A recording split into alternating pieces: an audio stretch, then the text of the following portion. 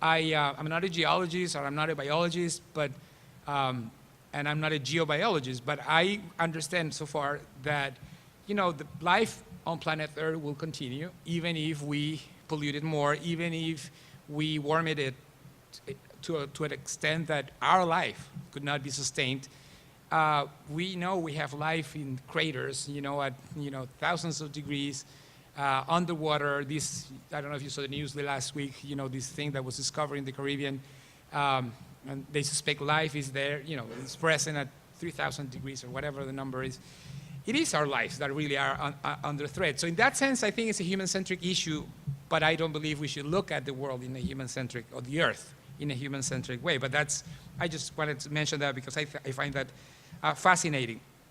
But going back to sustainability and business, sustainability and development, a friend of mine, a Panamanian wise person, wrote a book that said sustainable development. Sustainable was within parentheses, and his argument was that that's the only kind of development. We shouldn't be calling this sustainable development. There's no other kind.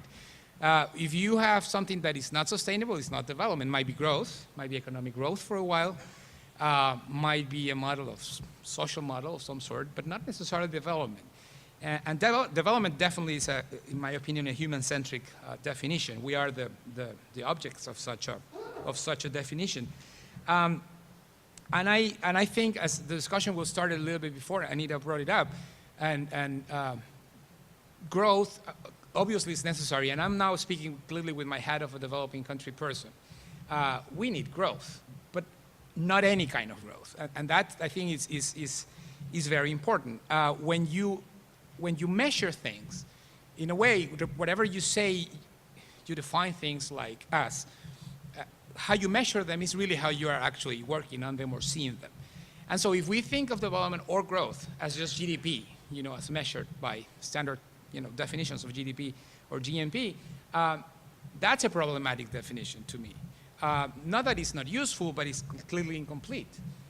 So in that sense, yes, then that kind of growth alone, or just that dimension of growth, is not enough. Because sometimes we, developing countries, have huge growth. Argentina and Brazil have had both big growth rates because of all the commodities exports to China, Russia, India, but that doesn't necessarily mean, and that increases, of course, GDP per capita. So there is a fiction sometimes that prosperity is increasing, but really material prosperity, but not necessarily, because distribution of that growth is crucial.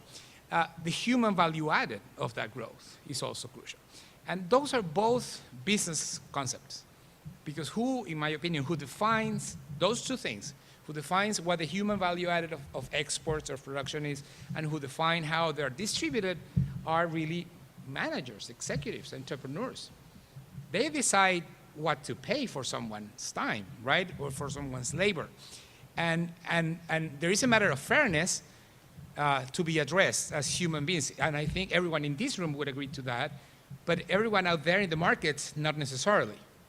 There are these things without a conscience, if you will, called markets, and they don't have a moral value in themselves, and they are tools, or at least I think they should be seen as tools, with human management behind, but they are tools. So what the rate for a human labor, for an hour of human labor is in a country, depends on what business models are built on those human hours.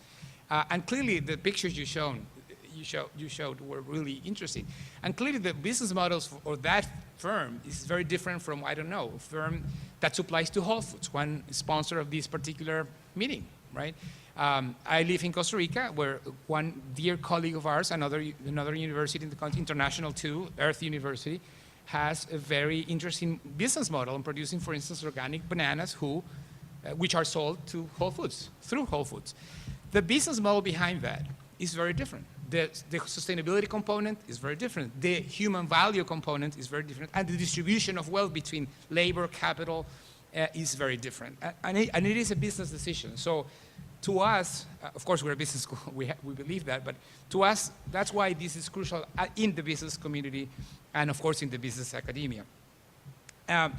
We have tried to make that tangible, because I love the way it was framed at the beginning, that this is how to go from as some of the participants answered to the survey, how to move from theory to action. Because in the end, we can talk about that all day and a week or whatever the amount of time, but unless we put some real teeth into it, we won't change behavior.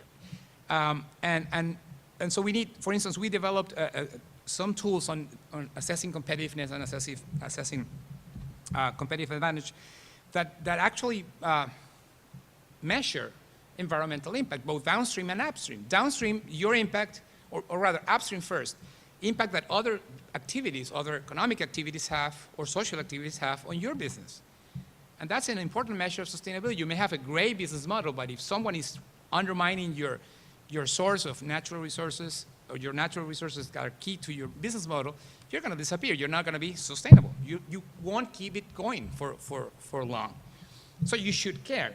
But you should also care for the downstream things, the things that you affect others with. Because eventually they come back and bite you. And that's where I said the longer term, people used to say, nah, they won't find out. It's changing dramatically. It's changing dramatically. Communication clearly has changed a lot, but also the amount of initiative that many industries have now has changed. Now, an activist in France can stop a business, from exporting into Europe without a lot of, maybe the market power that other competitors may have.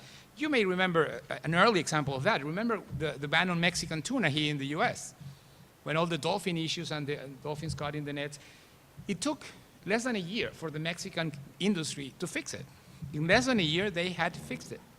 But it took them more than 5 years to recover the US market for Mexican tuna, because popular opinion, and this was an early example. I would say that today, when we all tweet, we all blog, we all have all these tools of communication, the danger, again, the longer term became really short, I think.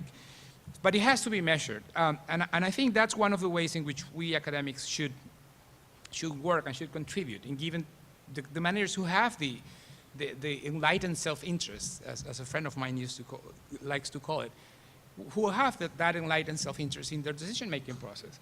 And I think that's one of the things there are a lot of academics in this room, and I think that's kind of our role. And everyone in this room does it. But clearly, we are a small sample of the whole academic community, and we need way more done. Let me make a couple of issues on the issue of sustainability from a developing country point of view or region point of view.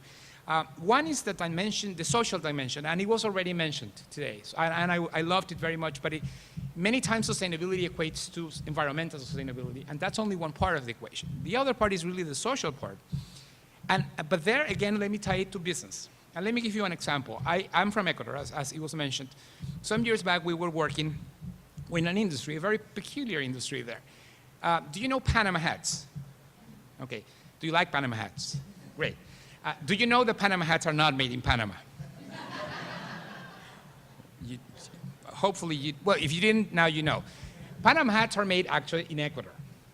Actually, in a coastal town called Montecristi. It's a beautiful town. It was the cradle of one of our great revolutionary leaders in the early 20th century. Of more recent memory, it was the cradle of the new constitution by President Correa, but that's another story that we can discuss with a drink tonight. But, well, Montecristi makes these hats. What do I mean by social sustainability and business? Well, I mean, these are hand-woven hats. If you have one, you see how the texture, they are super smooth. This is a fabric made out of a leaf, literally, that is treated with something, and it's made by hand, usually by elderly women, only because they are the only ones who, at this point, remember how to do them. But they make $1 a day. They make $1 a hat, and they make one hat a day. So they make $1 a day. Well, that's what I mean by social sustainability. What I'm saying is this is a great industry, but it's about to disappear unless they do something. Because for $1 a day, the younger generations are not interested. And I wouldn't blame them, right?